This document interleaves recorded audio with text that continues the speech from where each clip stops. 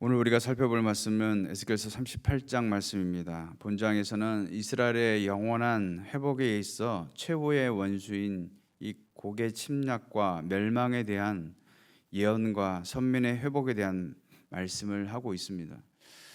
본장을 크게 두 부분으로 나누면 전반부는 1절에서 17절로 곡을 불러내시는 하나님이시고 후반부는 18절에서 23절까지 불러낸 곡을 심판하시는 하나님을 나타내고 있습니다. BC 5, 6세기에 포악한 민족으로 악명을 떨쳤던 나라들이 곡이라는 지도자를 중심으로 구름대처럼 회복된 이스라엘 땅으로 침입하여 들어올 것을 말씀하고 있는 것이죠. 오늘 본문에 언급된 이 곡은 왕의 이름이고 마곡은 창세기 10장 2절에 야벳의 아들의 이름들 중에 하나로 언급되고 있지만 본문에서는 로스와 메섹과 두발 지방으로 이루어진 지역을 총칭하는 그런 지명입니다.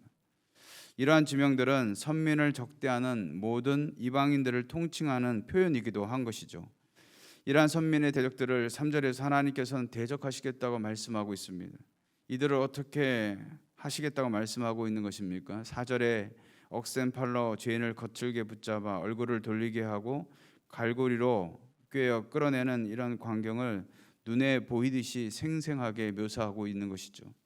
여기서는 하나님의 심판을 피하지 못하여 포로됐음을 의미하는 것이죠. 무슨 말인가 하면 마곡의 왕인 곡이 야욕을 품고 이스라엘을 침략해 정복하고자 하였다는 것이죠. 그들 마음에 담고 있는 이 정복 욕구와 탐욕이라는 갈고리를 그들은 사용하고자 했던 것입니다. 그런데 하나님은 도리어 곡의 이 입의 갈고리를 꿰시겠다는 비유로 말씀하고 있는 것이죠. 그들을 그렇게 심판하시겠다고 말씀하고 있는 것입니다. 5에서 6절은 곡의 동맹군에 대한 나열로 곡의 동맹군은 메색, 두발, 바사, 구수, 붓, 고멜, 도갈마를 포함해서 7족속이고 게다가 그들의 위치는 구스와 붓이 남쪽의 끝에서 오고 고멜과 도갈마가 북쪽 끝에서 오기 때문에 곧 벌어질 전쟁은 세계적 규모의 마지막 전쟁이 될 것임을 시사하고 있는 것이죠. 그리고 그 전쟁을 주도한 세력은 7동맹이 아니라 여호와 하나님이시다라는 것입니다. 가시적으로 살벌하고 가공할 만한 원수들이 몰려오는 것처럼 보이지만 실상은 여호와의 손길에 의해 움직여지고 있음을 보여주고 있는 것이죠. 전쟁이 일어날 시기에 대해서는 뭐라고 했습니까? 8절에 여러 날 후 곧 말년이라고 표현하고 있는데 무슨 말인가 하면 그들이 전쟁을 일으키는 날이 그들의 세력이 완전히 끝장나는 날이 될 것임을 말씀하고 있는 것입니다. 그렇다면 이들이 이 전쟁을 일으키려는 이유가 무엇인가? 11절에 악한 꾀를 내어라고 했습니다. 그 악한 꾀가 무엇인가 하면 12절과 13절의 내용처럼 은과 금, 짐승과 재물, 물건을 약탈하려는 일인 것이죠.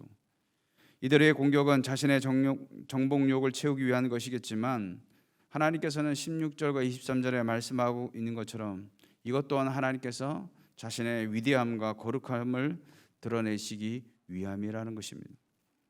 16절 말씀에 보면 구름이 땅을 덮은 같이 내 백성 이스라엘 치러 오리라. 고가 끝날에 내가 너를 이끌어다가 내 땅을 치게 하리니 이는 내가 너로 말미암아 이방 사람 눈앞에서 내 거룩함을 나타내어 그들이 다 나를 알게 하려 함이라 라고 말씀하고 있습니다.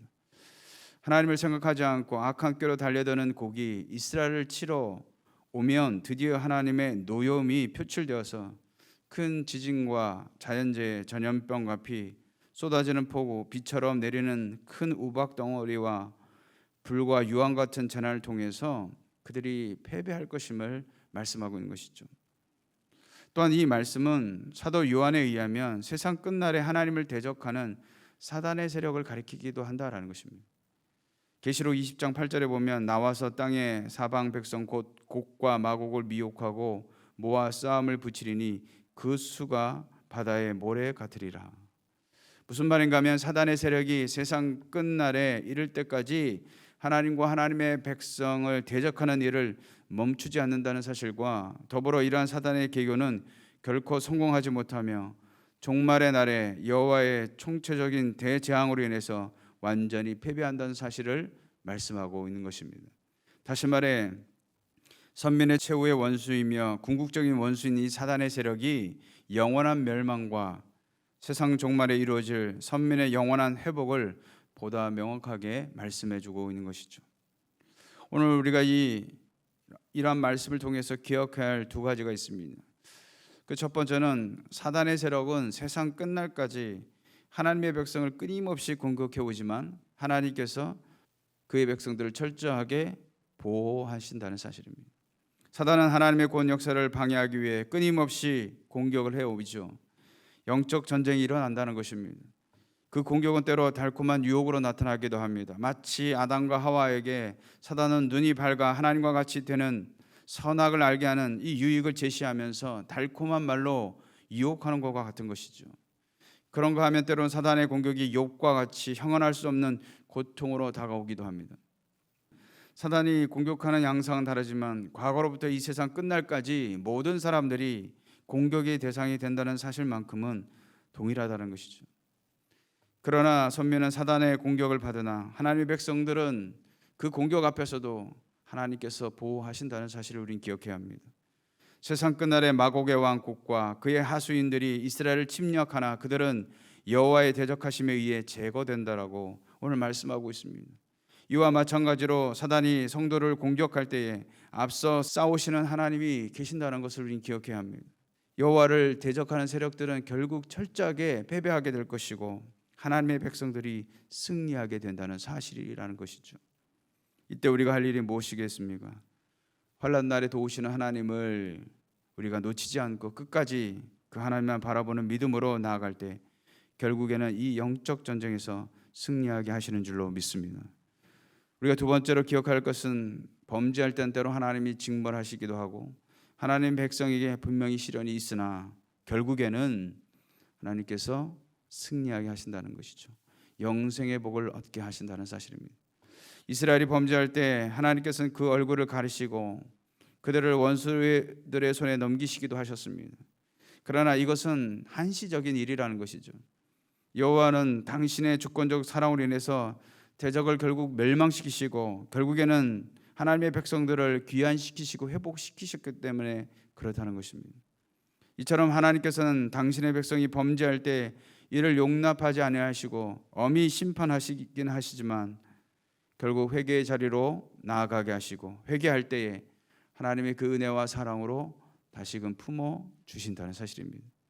따라서 여호와의 징벌 가운데 있는 자들이 이로 인해서 좌절하지 말아야 한다는 것이죠. 오히려 하나님 앞에 철저히 회개함으로 거룩한 삶으로 나아가기를 힘써야 한다는 것입니다. 왜냐하면 하나님은 택하신 백성들을 향해 결국에는 복 주시기 원하시기 때문에 그렇습니다. 영생 주실 뿐만 아니라 이 땅에서도 땅의 복으로 채워주시기를 원하시는 줄로 믿습니다. 과연 누가 인생의 시련이 많기를 원하겠습니까? 디모데후서 3장 12절에 보면 무릇 그리스도 예수 안에서 경건하게 살고자 하는 자는 박해를 받으리라. 어쩌면 예수 믿는 것 때문에 불의한 세상에서 견디기 힘든 일을 겪게 될 것임을 말씀해 주고 있습니다.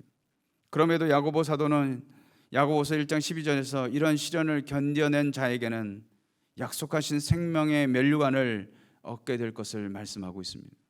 사랑하는 성도 여러분, 오늘 하루를 살아갈 때에 우리는 분명 불의한 세상에 놓여져 있습니다. 때로는 억울한 일을 당하기도 하고 때로는 말 못하는 고난 가운데 있기도 합니다. 그러나 분명한 것은 하나님께서 저와 여러분 가운데 함께 하시고 우리를 도와주신다는 사실입니다. 그리고 우리를 붙들어 주시고 계시기 때문에 결코 실망하지 말아야 한다는 것이죠. 그리고 결국은 사단의 세력들을 하나님께서 싸워 이기고 승리하도록 만드신다는 사실입니다. 그러므로 오늘 한날이 이러한 믿음으로 승리하는 저와 여러분 되시기를 주님의 이름으로 축원을 드리겠습니다.